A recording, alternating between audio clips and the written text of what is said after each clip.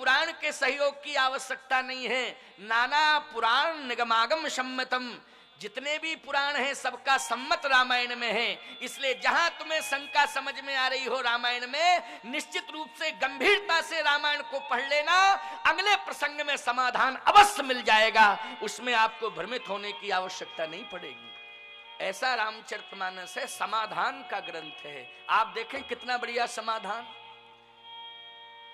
सुमिरी महेशही कहाल होरी, ओ बिनती सुनहु सदा शिव मोरी। सीधे शंकर जी आए और कोप भवन में प्रवेश कर गए। अयोध्या के किसी नागरिक ने भगवान शंकर को नहीं देख पाया। देखो शंकर जी किसके ऊपर कृपा करने वाले हैं ये कोई देख नहीं सकता है, लेकिन जब कृपा हो जाती है तब समझ में आता है।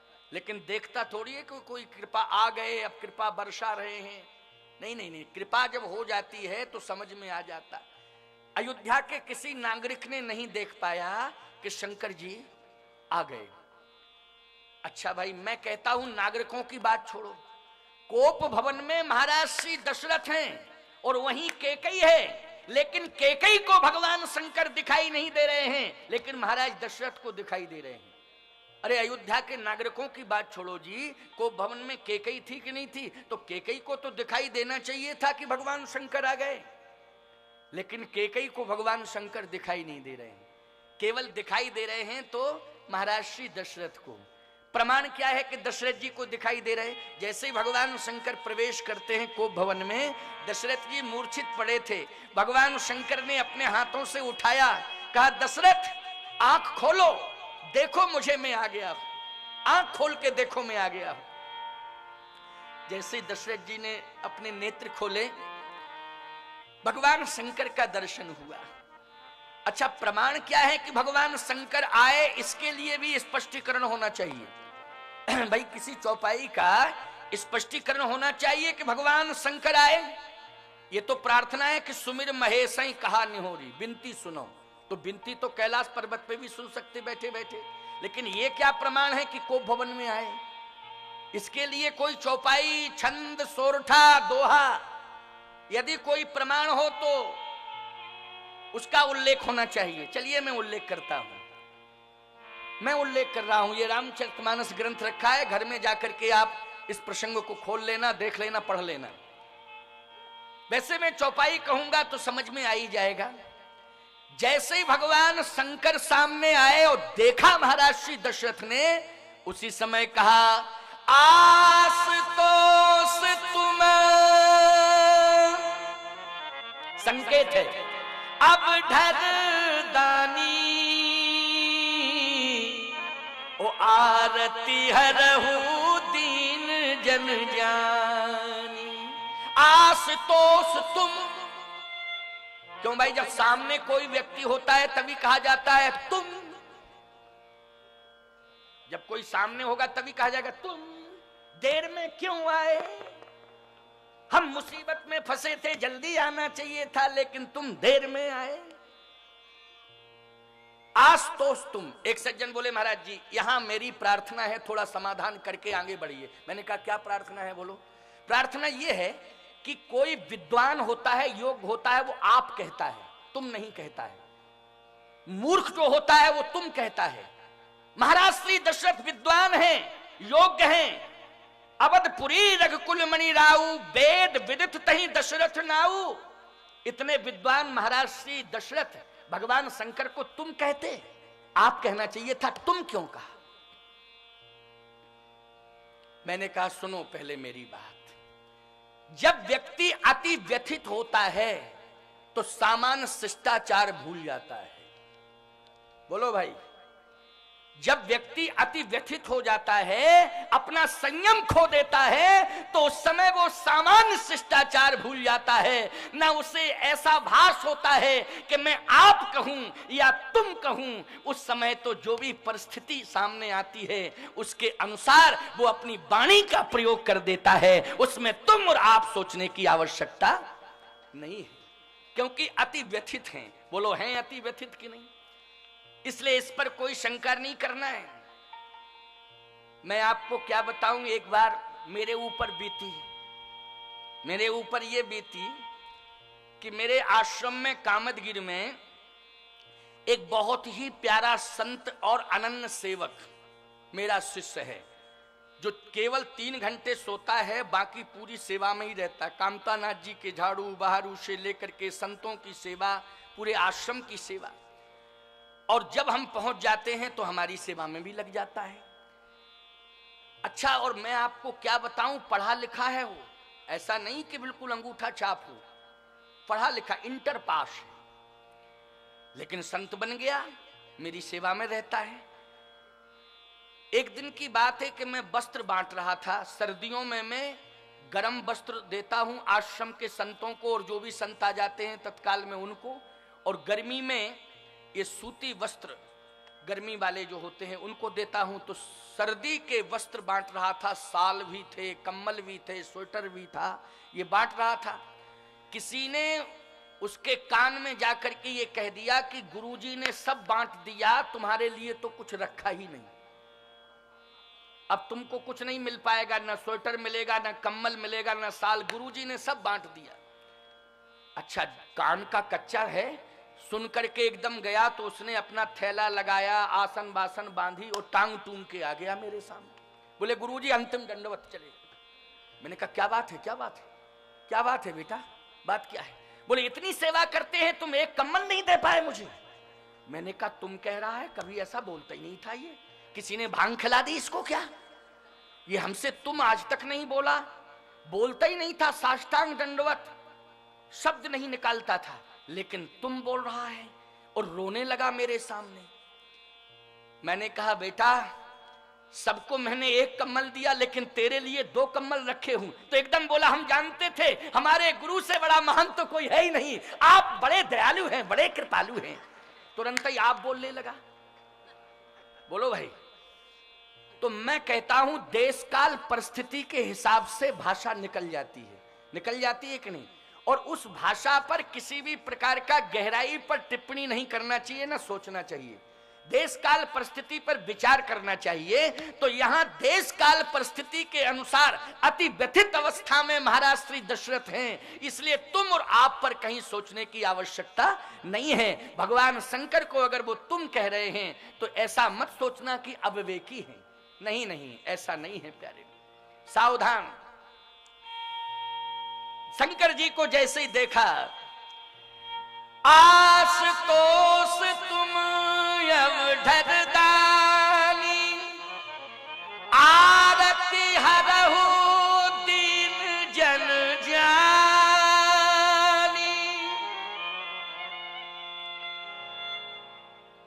मेरी वेदना को समझिए, मेरे दुख को दूर करिए, मेरे संकट को दूर करिए। हे भोलेनाथ, आपके चरणों में बार बार प्रणाम है। फिर आप कह दिया, कभी तुम कह दिया, कभी आप कह दिया। भगवान शंकर ने कहा धीरज रखो, घबराओ नहीं, मैं आ चुका हूं, घबराने की जरूरत नहीं। अच्छा, चाहते क्या हो? चाहता ये हूं कि तुम प्रेरक सबके हृदय, सोमति राम ही दे, बचन मोर तजी रही ग्रही,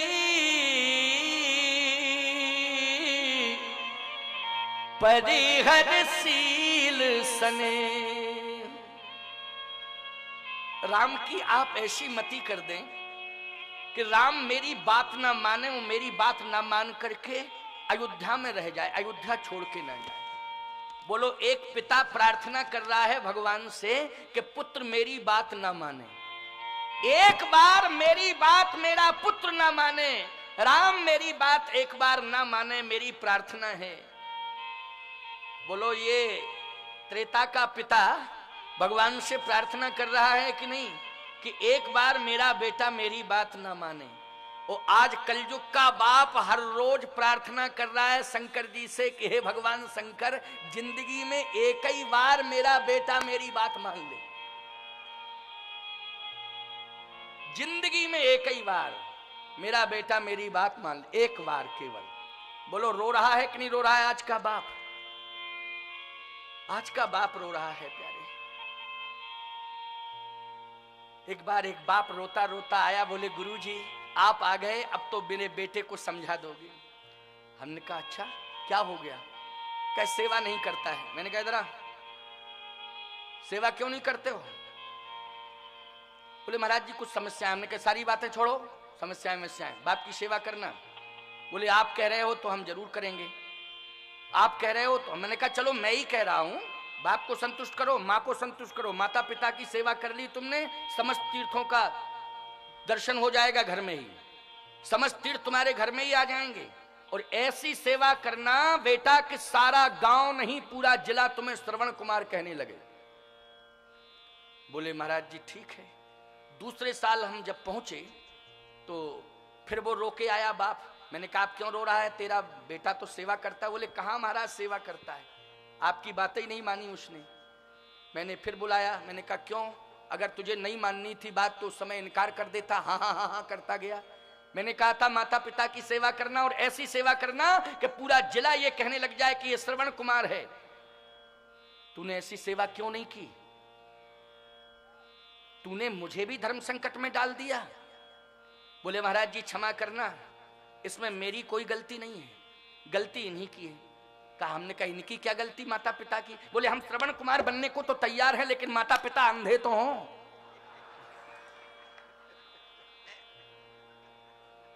बोलो भाई ऐसा श्रवण कुमार बनने से क्या फायदा कि माता पिता को अंधा होना पड़े? अरे श्रवण कुमार के माता पिता तो स्वाभाविक अंधे थे, क्यों भाई? उनको अंधा थोड़ी किया गया था। लेकिन ये ऐसा अंधा करना कि श्रवण कुमार तब बनेंगे जब वो अंधे हो जाएंगे, ये बड़ी विडंबना है। आज मैं एक बात कह रहा हूं प्यारे, ये त्रेता का पिता है जो ये कह रहा है, भगवान शिव से प्रार्थना करके कह रहा है कि तुम प्रेरक सबके हृदय, सोमति राम ही देव, बचन मोर तज रहि ग्रह परिहरशील सने। एक बार मेरा बेटा राम मेरी बात न माने। भगवान शंकर ने कहा ठीक है हो जाएगा ऐसा। भगवान शंकर के हृदय में भगवान राम बैठे, उन्होंने तुरंत धक्का दिया। बोले बाबा सब गड़बड़ हो जाएगा, क्या कह रहे हो? सब गड़बड़ हो जाएगा, क्या कह रहे हो? आप ऐसी मति करोगे मेरी, और आपकी अवज्ञा में कर नहीं सकता हूं। यदि आप आदेश दे दोगे तो मैं पालन करूंगा, लेकिन गड़बड़ हो जाएगा सब। भगवान शंकर ने कहा क्या गड़बड़ हो जाएगा? भगवान राम ने कहा मेरी इच्छा अयोध्या में रहने की नहीं है, मेरी इच्छा अयोध्या में रहने की नहीं है, मैं बन ही जाना चाहता हूं। मैं अयोध्या में रहने के लिए नहीं आया हूं, मैं अयोध्या पति बनने के लिए नहीं आया हूं, मैं वन में रहने के लिए आया हूं, मैं वन वन भटकने के लिए ही आया हूं। और वन में जाकर के गिरवासी वनवासियों का उद्धार करने के लिए आया हूं। मुझे राजमहलों में नहीं रहना है। अगर मुझे राजमहलों में ही रहना होता तो मैं बैकुंठ छोड़ के नहीं आता। बैकुंठ छोड़ के मैं इसलिए आया हूं कि अयोध्या माध्यम बन जावे और मुझे बन जाने का सौभाग्य प्राप्त हो जावे, और बन के गिरवासी वनवासियों का उद्धार कल्याण में कर दूं और राक्षसों का विनाश कर दूं। यही संकल्प लेकर के मैं आया हूं। बहुत गड़बड़ होगा, आपकी बात हम टाल नहीं पाएंगे। आप यदि रोक देंगे तो मैं रुक ही जाऊंगा, लेकिन हमारी लीला फैल हो जाएगी। इसलिए आप एक काम करो कि मेरे पिताजी की मति ही पलट जाए, ऐसा काम आप कर दो। शंकर जी बोले हम ही धर्म संकट में फंस गए।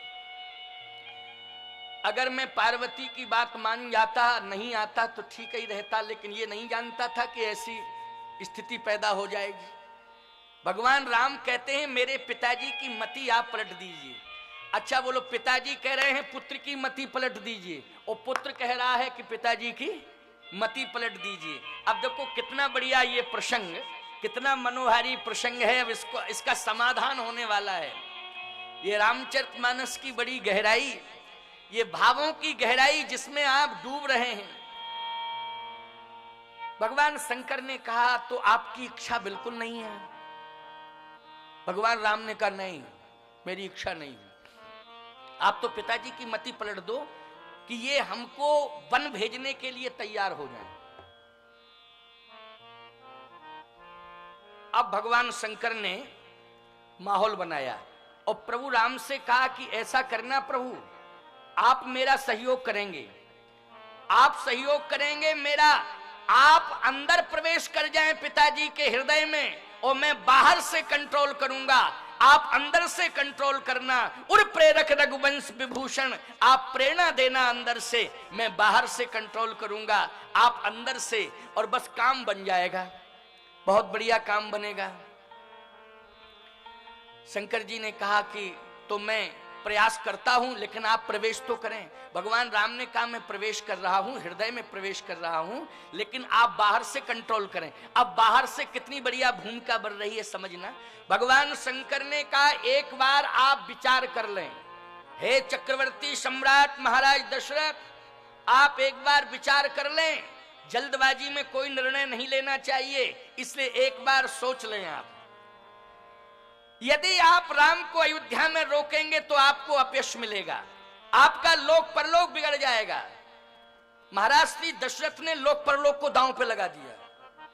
महाराज श्री दशरथ ने कहा अजस होय जग सुजस नसाऊ, और नरक परोबर सुरपुर जान। भले ही लोक में मेरी अपकीर्ति हो जाए, मेरा परलोक भी बिगड़ जाए, मुझे नरक मिल जाए, मैं नरक जाने को तैयार हूं, मैं अपयश लेने को तैयार हूं, लेकिन मैं राम को वन भेजने को तैयार नहीं हूं। अब बताओ भाई, लोक परलोक को दांव पर लगा दिया, अपयश लेने को तैयार हैं। अब भगवान शंकर ने कहा गुंजाइश ही खत्म हो रही, अपयश लेने को तैयार हैं, लोक परलोक को दांव पे लगा दिया। अब धीरे से भगवान शंकर कहते हैं प्रभु श्री राम से, आप क्या कर रहे हो, असर तो कुछ हो ही नहीं रहा है, असर तो कुछ हो ही नहीं रहा है, आप कर क्या रहे हो। भगवान राम ने कहा धीरे धीरे असर होगा, अभी तो मैंने प्रवेश किया है, अभी पावर सप्लाई नहीं की, अभी प्रवेश किया है, अभी जब मैं पावर सप्लाई करूंगा तभी ना परिवर्तन होगा, लेकिन आप बाहर से कंट्रोल तो करिए। उसी समय भगवान शंकर ने फिर कहा एक बार और विचार कर लो महाराज दशरथ, जल्दबाजी में अपने धर्म को नष्ट मत करो, आपके रघुवंश की परंपरा क्या है उस पर विचार करो, आप अपने व्यक्तित्व पर विचार करें। महाराज श्री दशरथ ने कहा मैंने विचार कर लिया है, मैं सत्य कह रहा हूं, कहूं सुभाव छल मन माही, और जीवन मोर राम बिन नाही। मैं सत्य कहता हूं कि राम के बिना जिंदा नहीं रह सकता हूं, राम के बिना मैं जिंदा नहीं रह सकता हूं, इसलिए राम चले जाएंगे तो मेरे प्राण निकल जाएंगे। महाराज राम को अयोध्या में रोको, मेरा लोक परलोक बिगड़ जाए, मुझे नरक मिल जाए, इसकी चिंता नहीं है, रोको रोको रोको। भगवान राम ने कहा महाराज आप कंट्रोल नहीं कर पा रहे हैं। शंकर जी बोले अंदर से दबाव तो बनाओ आप। अब राम जी ने दबाव बनाया, कैसे बनाया। महाराज श्री दशरथ से भगवान शंकर ने कहा अच्छा एक बार मैं एवमस्तु कहूं, इसके पहले सोच लो, मैं एवमस्तु कहने वाला हूं लेकिन फिर सोच लो, एक बार मेरे कहने से सोच लो। अच्छा जैसे कहा मेरे कहने से सोच लो, तो महाराज श्री दशरथ ने नेत्र बंद किए। देखो ये सोचने की मुद्रा होती है, नेत्र बंद किए और नेत्र बंद करके जैसे ही सोचने लगे तैसे ही भगवान राम ने अपने पिता महाराज श्री दशरथ के हृदय में एक रील चला दी, इतिहास की रील। और जानते हो वो इतिहास की कौन सी रील थी। शिवी ददीच हरिश्चंद्र नरेशा सहे धर्म हित कोटि कलेसा। महाराज शिवी, महाराज ददीच और हरिश्चंद्र इन तीनों का स्वरूप दिखा दिया अंदर, क्योंकि नेत्र बंद किए, हृदय में रील चल रही थी।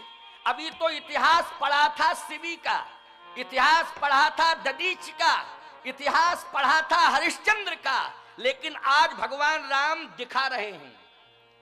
और जानते हो किस तरह से दिखा रहे हैं?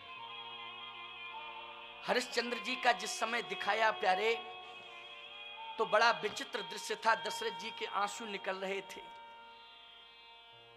हरिश्चंद्र जी काशी के बाजार में बिक जाते हैं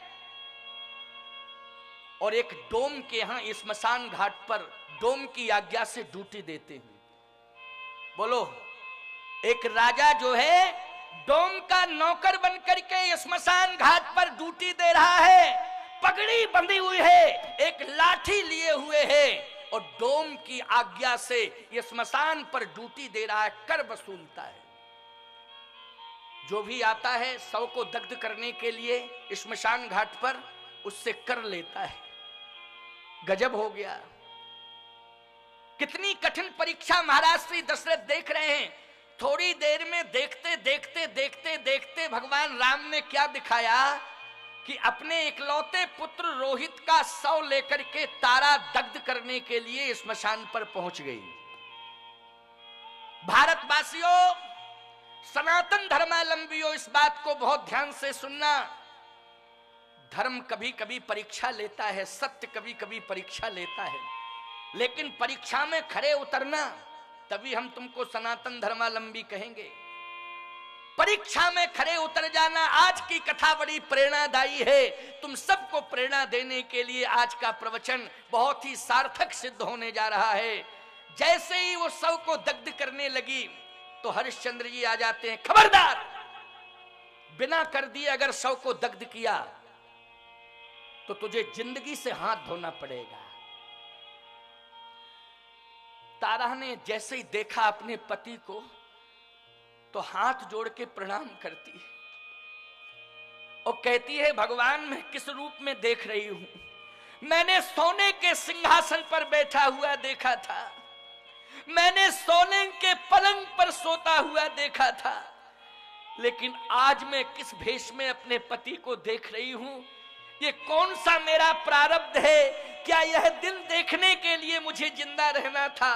आज मैं अपने पति को किस भेष में देख रही हूं? हे विधाता, कौन सा मेरा प्रारब्ध था? आज किस विडंबना को मैं देख रही हूं? प्रणाम करती है और कहती है, स्वामी पहचानो पहचानो, घबराओ नहीं, पहचानो, मैं आपकी पत्नी हूं, कोई दूसरी नहीं, पत्नी हूं। ये आपका पुत्र है, इकलौते पुत्र की ये लाश है, पहचानो ये पुत्र है, पहचानो ये पत्नी है। विडंबना ये है कि गरीब से गरीब का भी जनाजा निकलता है तो बोलो 2.5 गज कफन होता है कि नहीं होता है? जल्दी बोलो। लेकिन आज एक राजा के पुत्र की लाश, कफन तक के लिए पैसा नहीं था, ये साड़ी के आंचल को फाड़ करके उसमें लपेट करके मैं लाई हूं शव को दग्ध करने के लिए। इसलिए सोचो, कफन के लिए पैसा नहीं है तो कर मैं कहां से दे सकती हूं? इसलिए क्षमा करो, इसका अंतिम संस्कार कर लेने दो। सबसे बड़ी विडंबना तो यह है कि मां बेटे का अंतिम संस्कार कर रही है। कोई संस्कार करने वाला पड़ोसी नहीं निकला जी। ये इतिहास बोलो, ईमानदारी से बताओ, क्या मां अपने बेटे की लाश को दफनाती है? अरे कोई होता नहीं है तो पड़ोसी होते हैं कि नहीं होते हैं?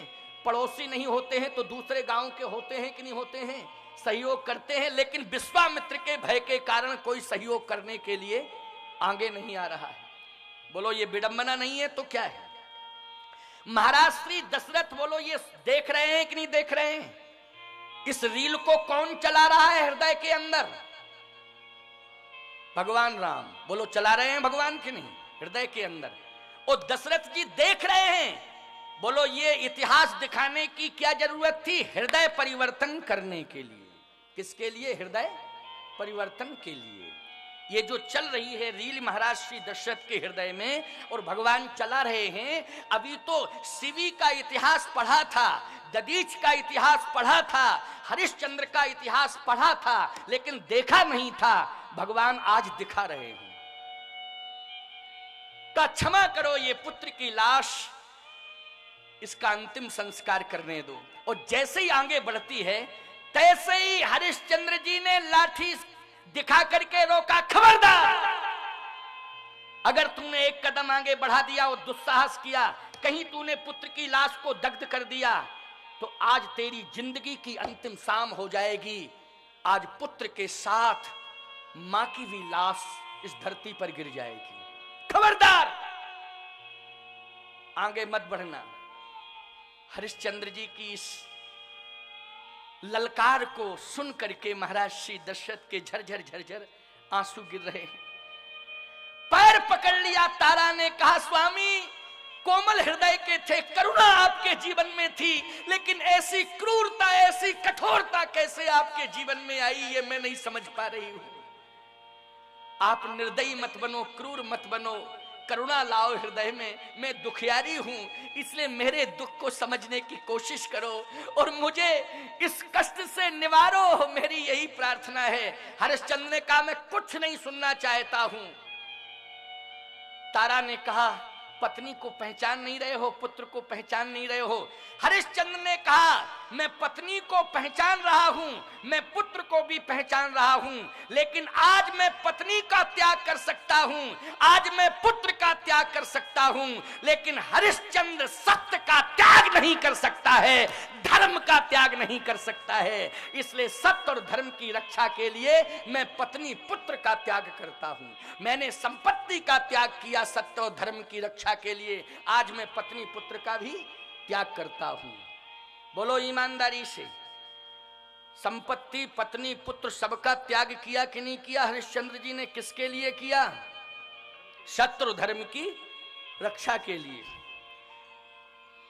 बस महाराज श्री दशरथ के हृदय में ऐसा परिवर्तन हुआ कि अभागे दशरथ, आज तू पुत्र के पीछे शत्रु धर्म का त्याग कर रहा है, आज तू पुत्र के पीछे शत्रु धर्म का त्याग कर रहा है। भगवान राम ने इशारा किया शंकर जी को, अब पावर सप्लाई हो गया। अब आप थोड़ा सा रिजल्ट लें कि क्या है स्थिति, क्या स्थिति है। भगवान शंकर ने कहा सीताराम। दशरथ जी की आंख खुली, बोलो अब क्या चाह रहे आप, राम अयोध्या में रहें कि राम बन जाएं? दशरथ जी रोते हुए बोले 2 मिनट का मौका और दे दो। शंकर जी बोले असर हो गया, 10 मिनट का मौका दे रहे हैं, सोच लो सोच लो सोच लो, 10 मिनट का मौका दे रहे हैं। अभी तो मौका ही नहीं दे रहे थे, लेकिन अब कहा कि 2 मिनट नहीं, 4 मिनट नहीं, 10 मिनट का मौका दे रहे हैं, आप सोच लो, निर्णय ले लो। दशरथ जी ने फिर नेत्र बंद कर लिए। शिवी ददीच बलि जो कछु भाखा, शिवी ददीच बलि जो कछु तन पर हरे बचन पन राखा, तन पर हरे बचन पन राखा। रघुकुल रीति सदा चली आई, रघुकुल रीति सदा चली आई, रघुकुल रीति सदा चली आई, रघुकुल रीति सदा चली आई। प्राण जान